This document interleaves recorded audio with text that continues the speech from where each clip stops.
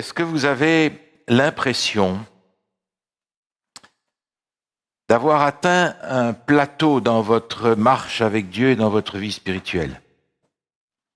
Est-ce que vous avez l'impression d'être arrivé à un niveau de stagnation? Vous ne descendez pas, mais vous ne montez pas non plus. Vous ne déclinez pas, mais vous ne progressez pas non plus. C'est cette espèce de situation stable, j'allais lire de tiédeur, pour que vous voyez à quoi je fais référence. Cette situation qui n'est pas, c'est pas si mauvais que ça, mais c'est pas épanouissant. Ça n'est plus épanouissant. On n'est plus très sûr de d'où on vient, ni où on va. Et on est pris par toutes les préoccupations quotidiennes et pris par un tas de choses qui finalement sont secondaires et qui, réflexion faite, ont pris le devant de la scène au point qu'on se demande, au fait, l'essentiel, il est où dans tout ça? Et puis, on se sent comme un petit peu pris embourbé dans une routine spirituelle qui fait qu'on est porté par la vie d'église, porté par les promotions ecclésiales qui sont faites. On passe de l'une à l'autre.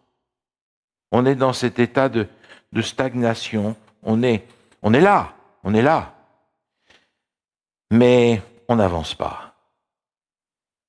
Et je crois qu'il y a un moment où il est nécessaire de retourner nos regards vers ce qui est crucial, important, nécessaire pour nous rendre la vie. Alors j'aimerais commencer par vous proposer de prendre ce texte dans l'épître de Paul aux Éphésiens, au chapitre 2. Un texte que nous connaissons bien, un texte qui pourrait nous occuper pendant des heures, mais j'aimerais en sortir quelques éléments simplement pour commencer, si vous voulez bien. Éphésiens chapitre 2, verset 8. Éphésiens chapitre 2, verset 8 dit ceci. « C'est par la grâce que vous êtes sauvés, par le moyen de la foi. Et cela ne vient pas de vous, c'est le don de Dieu. Ce n'est point par les œuvres, afin que personne ne se glorifie. Car nous sommes son ouvrage ayant été créé en Jésus-Christ pour de bonnes œuvres, que Dieu a préparées d'avance afin que nous les pratiquions. » C'est par grâce que vous êtes sauvés. Alors, première question, je sais que vous le savez tous, nous le savons tous. La question n'est pas là, la question est de savoir, est-ce que nous le vivons comme ça? Est-ce que nous vivons la grâce de Dieu jour après jour? Et puis, le texte nous dit, nous l'avons reçu par la foi, mais c'est un don de Dieu. Dieu nous l'a donné. Et on a un problème avec les dons parce qu'on a toujours l'impression que quand on nous donne quelque chose, il faut que d'une manière ou d'une autre, on le rende. Parce que sinon, on est redevable envers la personne qui nous a fait ce don. On est un petit peu coincé par cette personne-là. Il nous a fait un don, mais on ne le mérite pas. Alors c'est embarrassant. Mais c'est le don de Dieu. Et nous avons peut-être un petit peu de la difficulté à acquérir cette capacité que les handicapés doivent apprendre. Apprendre à être dépendant des autres et à l'assumer. Être dépendant des autres et l'assumer. Et puis, vous savez, nous avons mis, en tant qu'adventistes, une certaine emphase sur la loi de Dieu, à juste titre. Mais souvent, cette emphase a fait qu'on a plus de mal à saisir et à embrasser de tout notre cœur, de toute notre force, l'assurance du salut. Est-ce que vous savez que vous êtes sauvés en Jésus-Christ? Vous savez, quand on pose la question dans un public adventiste, on a toutes sortes de réponses. Certains vont dire oui. D'autres vont dire peut-être. D'autres vont dire par la grâce de Dieu. Vous avez toutes les réponses possibles qui traduisent cette difficulté de saisir à bras-le-corps et d'assumer l'assurance du salut en Jésus. Et puis notre texte nous dit, nous sommes son ouvrage. Il n'y a personne dans cette pièce aujourd'hui qui est là par hasard. Dieu a un plan pour chacun d'entre nous, petit et grand, jeune et moins jeune. Dieu a un plan pour chacun. Il a un projet pour nous. Et c'est un projet particulier parce que nous avons été créés en Jésus-Christ pour quelque chose de précis. Est-ce que vous savez quel est le plan de Dieu pour vous? Il l'a promis pourtant. Et il a promis que nous serons sauvés par sa grâce pour l'accomplir. Je crois que c'est là quelque chose de particulièrement important pour nous. Nous sommes les bénéficiaires de cette grâce et de cette bénédiction qu'il y a d'être sauvés en Jésus-Christ et d'être couverts par la justice de Jésus.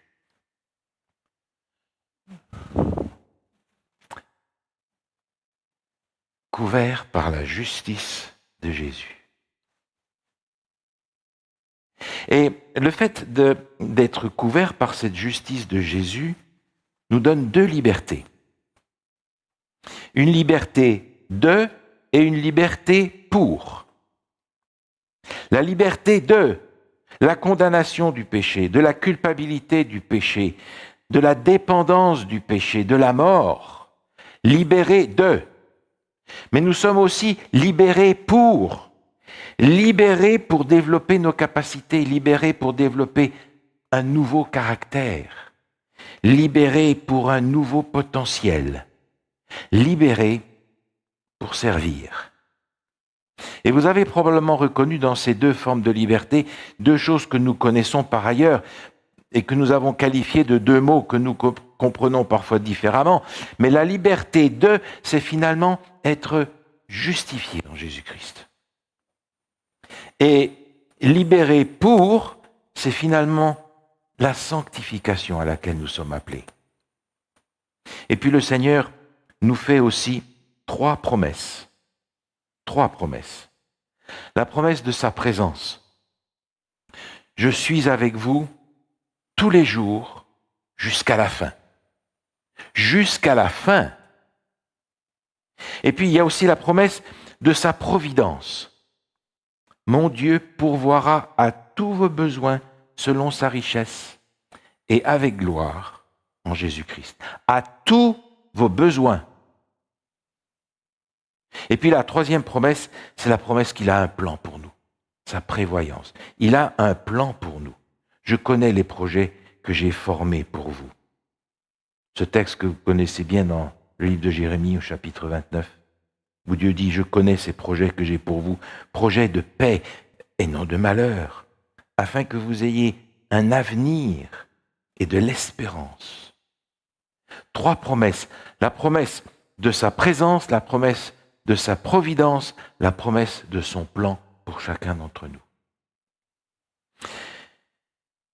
Et pour revoir un petit peu où nous en sommes dans notre marche avec le Seigneur, j'aimerais regarder avec vous l'histoire de Joseph, qui est l'histoire la plus détaillée que l'on a dans l'Ancien Testament. Et c'est pas pour rien, parce que cette histoire nous oriente constamment vers Jésus. Vous trouvez dans cette histoire de nombreuses actions, de nombreux passages, de nombreuses situations qui collent parfaitement avec Jésus. Mais ce sera pour une autre fois. J'aimerais regarder aujourd'hui avec vous les trois grandes étapes de la vie de Joseph. Sa vie se coupe en trois étapes différentes. Et dans chacune de ces étapes, il y a deux songes. Et dans chacune de ces étapes, il y a une tunique différente. Et la vie de Joseph ressemble à la nôtre. Alors j'aimerais vous inviter à prendre votre Bible dans le livre de la Genèse, à partir du chapitre 37, où se trouve cette histoire.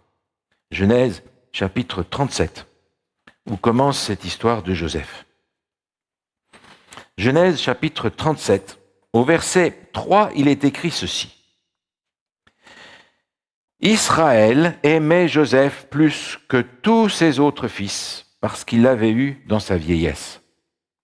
Il lui fit une tunique de plusieurs couleurs. Ses frères virent que leur père l'aimait plus que tous, et ils le prirent en haine. Ils ne pouvaient lui parler avec amitié. Jacob va faire une tunique de plusieurs couleurs à son fils préféré, Joseph. Vous comprenez? Jacob avait 91 ans quand Joseph est né. Il avait 91 ans, et puis, écoutez, Joseph, c'est le fils de Rachel, vous comprenez? La femme aimée. Alors, il est le chouchou de papa, qu'est-ce que vous voulez? Alors les autres, ça ne fait pas leur affaire. Tellement pas leur affaire qu'ils ne peuvent plus le sentir, ils le prirent en haine. Donc c'est une histoire qui commence mal. Enfin mal. Joseph, lui, tout va bien. Il a sa tunique de prince. Il est le préféré de papa. Tout va bien. Il a cette tunique de l'enfance. Et Joseph se drape dans cette tunique princière. C'est la tunique du début, c'est la tunique du fils aimé de papa. C'est la tunique du début de notre expérience spirituelle où on se sent proche du Père. On se sent le chouchou de Dieu à cause de ce qu'on a vécu. Cette tunique de l'enfance, c'est la tunique de la joie de la vie chrétienne. C'est le moment où on est fier de notre foi. Et on a l'impression qu'on a une foi suffisante pour traverser toutes les épreuves qui vont nous arriver. C'est une foi qui nous donne l'impression qu'on va être capable de faire tout ce qu'on nous demande. Il y a un ressort dans nos pieds qui nous fait avancer, qui nous fait témoigner, qui nous fait servir. C'est la tunique de l'enfance de notre vie chrétienne. Et on a l'impression que tout va bien. Et puis, un jour, dans le même chapitre de la Genèse, au chapitre 37, on apprend que Jacob va envoyer Joseph surveiller ses frères. Oui, parce que eux sont partis travailler. Joseph est resté à la maison pour s'occuper de papa, vous comprenez? Donc il va l'envoyer là-bas pour jeter un œil sur eux. Mais vous vous souvenez qu'il a eu 2 songes dans cette première étape de sa vie. Le premier, c'était les gerbes. Toutes vos gerbes vont venir s'incliner devant moi. Puis il en a eu un deuxième. Le soleil, la lune, les étoiles, tout le monde venait se prosterner devant moi. Vous comprenez que ses frères, non, c'était trop. Même son papa lui a dit, écoute Joseph, tu te calmes maintenant, ça suffit tes histoires. Et c'est ce Joseph-là qui va aller surveiller ses frères. Au verset 14, à la fin du verset, il est dit, Jacob l'envoya ainsi dans la vallée d'Hébron. Et Joseph alla à Sichem. Il va demander son chemin. On va lui dire, voilà, tes frères sont là-bas. Et ironie du sort.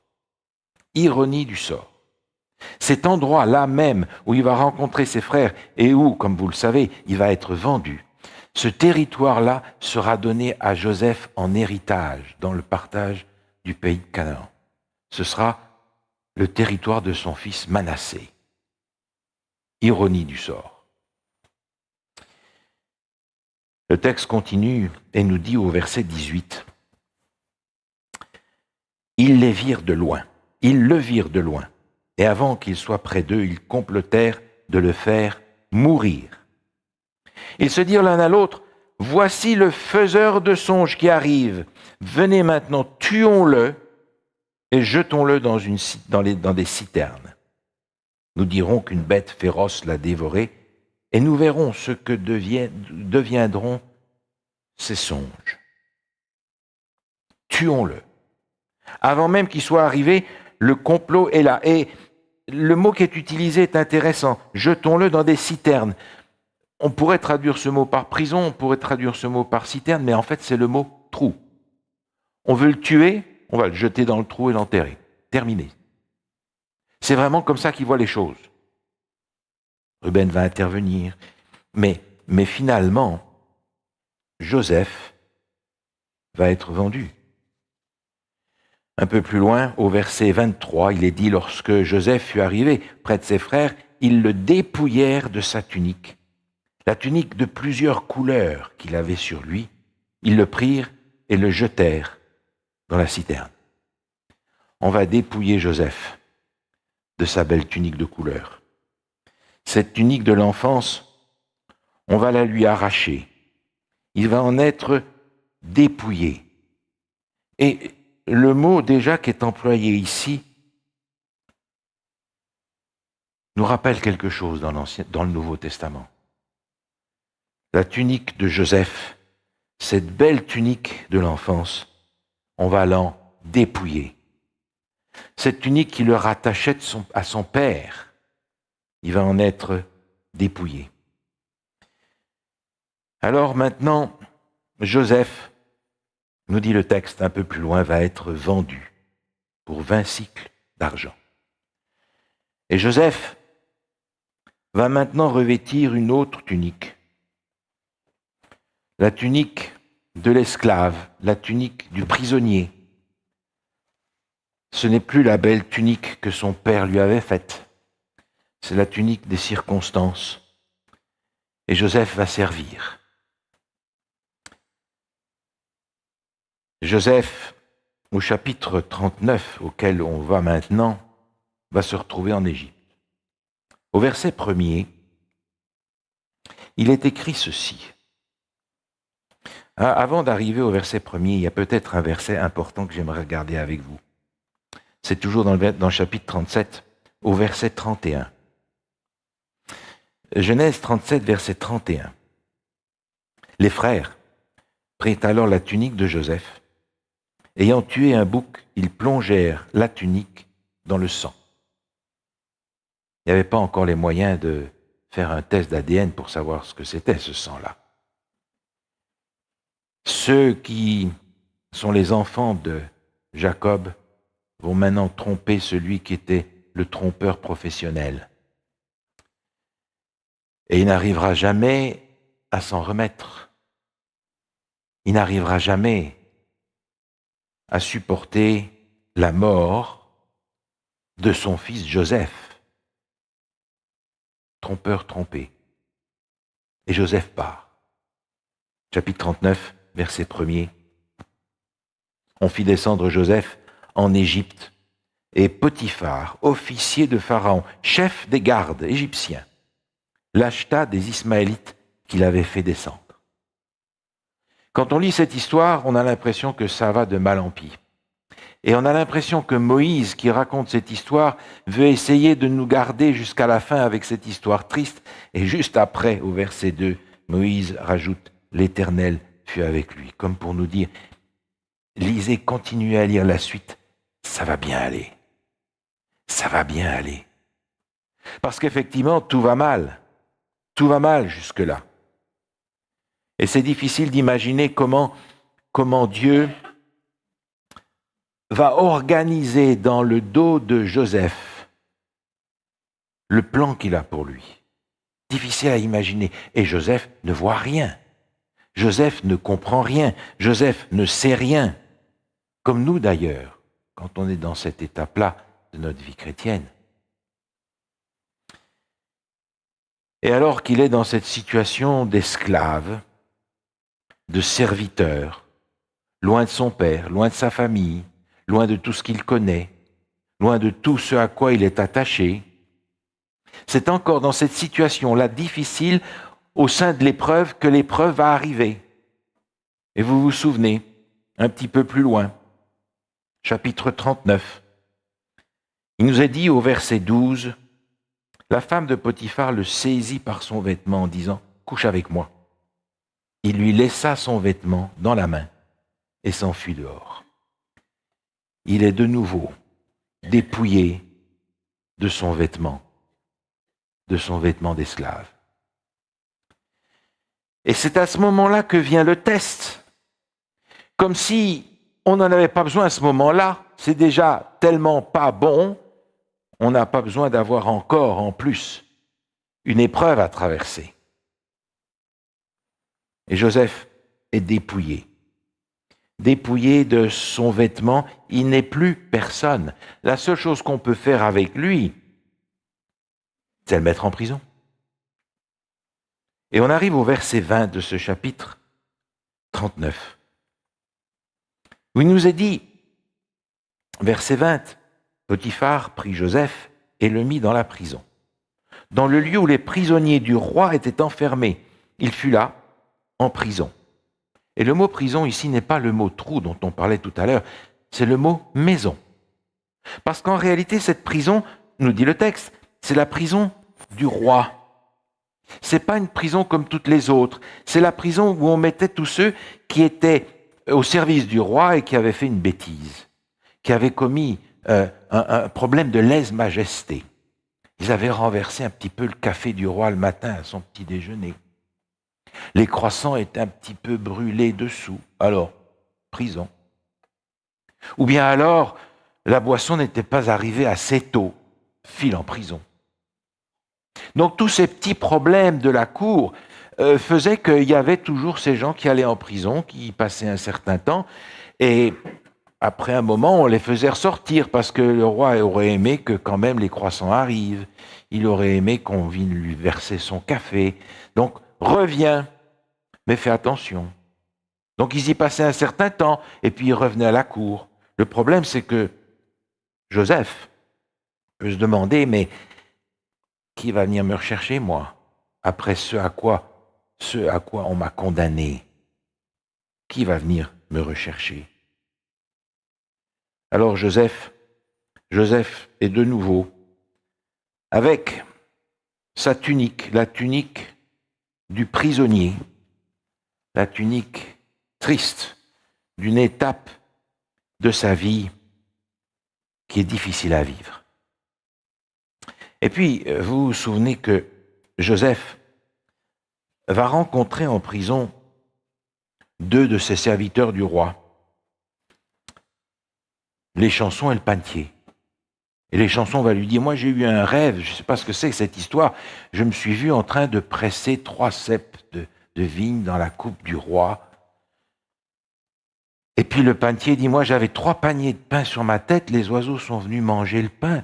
Qu'est-ce que ça veut dire? Alors Joseph, qui pour la première fois va interpréter les rêves, va leur dire, voilà, dans 3 jours, toi tu vas rentrer au service du roi, et puis toi dans 3 jours, tu seras pendu.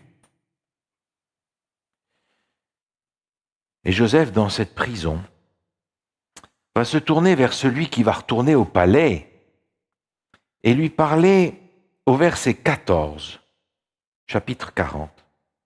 Un langage que nous connaissons par ailleurs. Regardez ceci. Genèse 40, verset 14. Mais souviens-toi de moi quand tu seras heureux, et montre, je te prie, de la bonté à mon égard. Parle en ma faveur à Pharaon et fais-moi sortir de cette maison, car j'ai été enlevé du pays des Hébreux, et ici, je n'ai rien fait pour être mis dans ce trou. Joseph a l'impression d'avoir tourné en rond et d'être de nouveau à la case départ où il est dans le même trou où ses frères voulaient le mettre, comme s'ils avaient réussi à l'enterrer. C'est le même trou. Il se retrouve au même endroit. On a tourné en rond. Et il porte toujours sa tunique, la tunique de l'esclave, la tunique du prisonnier. La tunique de celui qui a perdu la joie du début. La tunique de celui qui ne sait pas exactement où il va. La tunique de celui qui a l'impression de tourner en rond. La tunique de celui qui n'a plus cet épanouissement qu'il attendait. La tunique de celui qui est prisonnier de situations compliquées. La tunique de celui qui est pris dans des relations toxiques, qui est prisonnier de cette situation complexe dans sa famille, dans l'église, au travail, des situations complexes de santé. C'est la tunique de celui qui est pris par des dépendances, par des habitudes coupables. C'est celui qui est revêtu du découragement, du désengagement. et qui finit par se dire « À quoi bon ?» La tunique de celui qui est dans cet état de plateau dont on parlait au départ. On est là, mais on n'avance pas, on ne recule pas. On est là, juste là. Et les spécialistes de l'Église nous disent que 70% des membres de l'Église sont dans cette situation-là et que 70% des pasteurs de l'Église sont dans cette situation-là. 70% des membres qui sont là parce qu'on a l'habitude d'aller là. On ira à l'église s'il n'y a rien d'autre qui nous empêche. Et les pasteurs vont attendre la retraite et aller chercher leur prédication sur l'intelligence artificielle. Et le pire, c'est que ce qu'on nous dit, c'est que la majorité de ceux qui sont dans cette situation-là, y restent jusqu'à la fin de leur jour. Ils y restent dans leur vie d'église jusqu'au bout. Rester dans cet état de plateau. On n'est pas là comme un disciple, on est là comme un esclave de la religion. Il n'y a plus l'épanouissement, il n'y a plus l'engagement, il n'y a plus la joie, il n'y a plus le ressort dans nos pieds qui nous fait avancer. Et en plus, comme pour Joseph, c'est dans cette situation-là que l'épreuve, le test de la fidélité arrive. Comme si on n'en avait pas déjà assez, il y en a encore un en plus pour nous mettre carrément à terre. Mais c'est dans la prison du roi. Et je le sais, Joseph ne voit rien. Joseph ne comprend rien. Mais Dieu, derrière, organise le plan qu'il a pour Joseph. Et Joseph souffre. Et nous souffrons aussi quand nous sommes dans cette étape de notre marche avec Dieu. Alors on peut dire, je sais que je suis l'argile, je sais que Dieu est le potier, je sais que je dois passer au four. Mais Seigneur, je suis dans le four tellement longtemps, je suis cuit maintenant. Sors-moi de là. Et vous allez me dire, pasteur, vous n'avez aucune idée. Vous n'avez aucune idée de quoi je suis prisonnier. Vous n'avez aucune idée de cette prison difficile de relations invivables, dans ma famille, dans mon travail, à l'église, que sais-je. Vous n'avez aucune idée, pasteur, des prisons, de la prison dans laquelle je suis. Et c'est vrai, je ne sais pas, mais je sais une chose, c'est que vous êtes dans la prison du roi. Parce que c'est dans cette prison du roi que Dieu nous prépare, que Dieu nous transforme, que Dieu nous éduque, que Dieu travaille sur nous. C'est là qu'il demande notre confiance pour qu'on soit assuré de sa présence, de sa prévoyance et de ses plans pour nous. Alors je sais qu'on ne les voit pas, mais malheureusement, il y a aussi toutes ces déceptions des prières non exaucées, ou pas encore. Parce que, vous avez remarqué, la montre de Dieu n'est pas réglée comme la nôtre. On dirait qu'il ne vit pas sur le même fuseau horaire, lui. Et nos prières, si pleines de foi, de sincérité et d'ardeur, ne trouvent pas leur réponse quand il faudrait qu'elles arrivent. On attend évidemment parce qu'on a pris l'habitude de la façon dont Dieu fonctionne. On sait que Dieu va exaucer à la dernière seconde. Et quand il ne le fait pas, qu'est-ce qu'on fait alors? Et j'aimerais prendre cette image, qui me parle en tout cas beaucoup, l'image du cocon. Le cocon, c'est le tombeau de la chenille. Mais ce même cocon, c'est aussi le lieu de la conception et de la naissance du papillon. C'est le même endroit. C'est un peu comme avec Jésus, son tombeau. C'est là qu'on va le mettre mort, mais c'est là même qu'il va ressusciter. C'est le même endroit. Peut-être même que les circonstances vont rester identiques. Mais il y a un moment dans ce tombeau-là où je vais revivre, où je vais recevoir la vie de nouveau, où je vais m'accrocher à ces 3 promesses que Dieu a faites, dont je ne vois pas encore la réalisation, mais je sais que dans l'ombre, dans mon dos, derrière la scène, Dieu fait son travail. Et l'histoire continue. L'histoire de Joseph continue parce que j'aimerais pouvoir vous dire que cette échanson qui est retournée au service de Pharaon s'est souvenu et que 2 jours après, il en a parlé. Non, pas 2 jours, pas 2 semaines, 2 ans complets. Et tout d'un coup, Pharaon a aussi des rêves. Il va rêver d'un épi chargé et puis d'un épi décharné. Il va rêver de 7 vaches costaudes et puis de 7 vaches maigrichonnes. Et il va dire, je comprends rien, j'ai des rêves, mais je ne sais pas ce que ça veut dire. Et tout d'un coup, les chansons se disent, ah, c'est vrai, j'avais oublié ce gars en prison. Il sait interpréter les rêves. Et le texte est intéressant, dans le chapitre 41 et au verset 14, on a l'impression que Pharaon va sauter là-dessus. Chapitre 41, verset 14, Pharaon fit appeler Joseph, on le fit sortir en hâte de prison. Pharaon lui dit, va me chercher cet homme-là tout de suite, je le veux là. Alors on va le chercher, il se prépare et il vient devant Pharaon.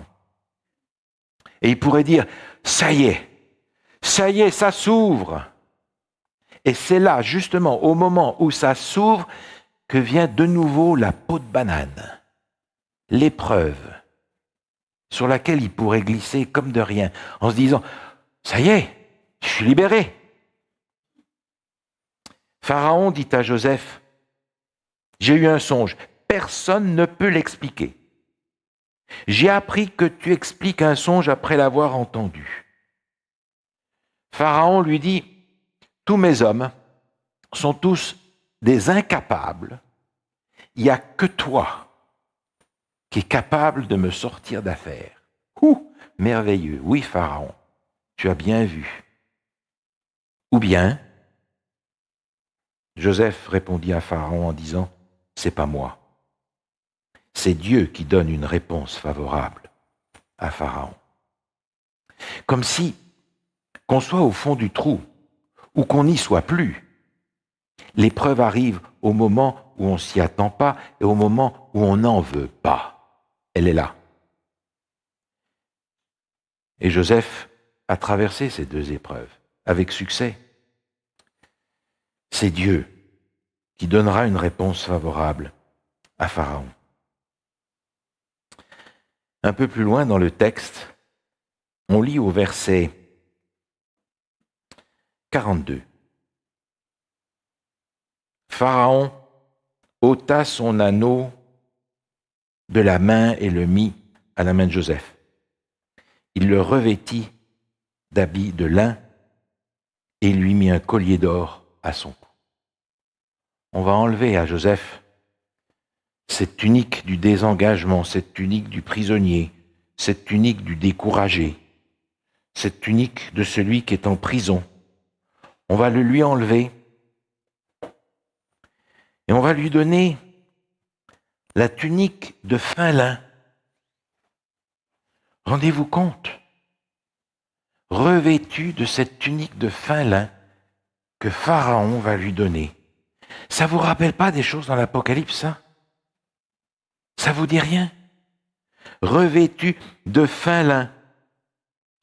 Et Joseph, maintenant, se retrouve avec un pouvoir particulier, il se retrouve revêtu d'une nouvelle tunique, la tunique de cette 3e étape, la tunique de celui qui a accepté le plan de Dieu quand il est venu, la tunique de celui qui a finalement décidé d'être vainqueur de tous les Goliaths qu'on avait mis dans les placards parce qu'on n'avait pas eu le courage de les affronter jusqu'ici. La tunique de celui qui est sorti de prison, même si les circonstances n'ont peut-être pas changé, même si le cocon est encore là, c'est la tunique de celui qui voit la vision de Dieu et qui est prêt à marcher avec lui. C'est la tunique de celui qui a retrouvé son premier amour. La tunique de celui avec qui Dieu peut travailler maintenant. la tunique de celui qui a retrouvé la vie. Et vous vous souvenez de ce texte que j'ai mentionné tout à l'heure, où il était dit que les frères de Joseph avaient plongé sa tunique dans le sang? Ce texte est dans l'Apocalypse. Regardez ce texte avec moi dans l'Apocalypse au chapitre 19. Apocalypse chapitre 19. Il est dit au verset 13, « Il était revêtu d'un vêtement teint de sang. Son nom est la parole de Dieu. » Le mot « teint » qui est ici, c'est en réalité le mot « baptisé », c'est-à-dire le mot « plongé » qui était utilisé dans le texte de Genèse, chapitre 37. Même mot. Une tunique plongée dans le sang. C'est parce que il a porté la tunique rouge que je peux, moi, porter la tunique blanche. C'est parce qu'il a pris ma place que je peux prendre la sienne. Parce qu'il me la donne. C'est un cadeau qu'il m'a offert. Ellen White écrit dans le 9e volume des témoignages en anglais, « Dans le monde à venir, tout ce qui nous a rendus perplexes face à la providence de Dieu deviendra clair. Ces choses difficiles à comprendre trouveront leur explication. Les mystères de la grâce se dévoileront devant nous. Là où nos esprits limités ne voyaient que confusion et promesses brisées, nous verrons alors une merveilleuse et parfaite harmonie. Nous comprendrons que l'amour infini a orchestré ces expériences que nous avons ressenties comme les plus éprouvantes.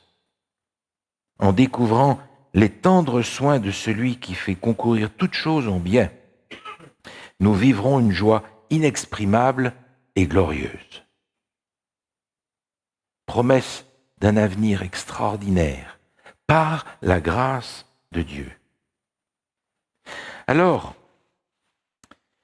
je me pose aujourd'hui la question, dans quelle étape de la vie chrétienne est-ce que vous vous trouvez? Quelle est l'étape que vous vivez maintenant? Est-ce que vous vivez cette étape de la tunique de l'enfance où tout est beau, tout est bien, tout va bien, où on se sent fort et capable de conquérir le monde parce qu'on est les chouchous de papa? Est-ce que vous vous trouvez dans cette étape d'un plateau où ça ne grandit pas, ça ne meurt pas, mais on est finalement en prison? On n'est plus à l'église comme un disciple, on est à l'église comme un esclave. Et rien ne se passe. Et on ne voit pas comment Dieu orchestre son plan pour nous derrière. Ou bien est-ce que vous êtes passé de la mort à la vie et vous avez reçu cette grâce parfaite, retrouvé ce premier amour qui vous rend cette énergie, qui vous rend ce courage, qui remet du ressort dans vos pas pour apporter la grâce de Dieu et son amour un peu partout? Dans quelle étape est-ce que vous êtes? Mais, quelle que soit l'étape dans laquelle vous êtes, il faut se souvenir que quelle que soit cette étape, vous êtes couvert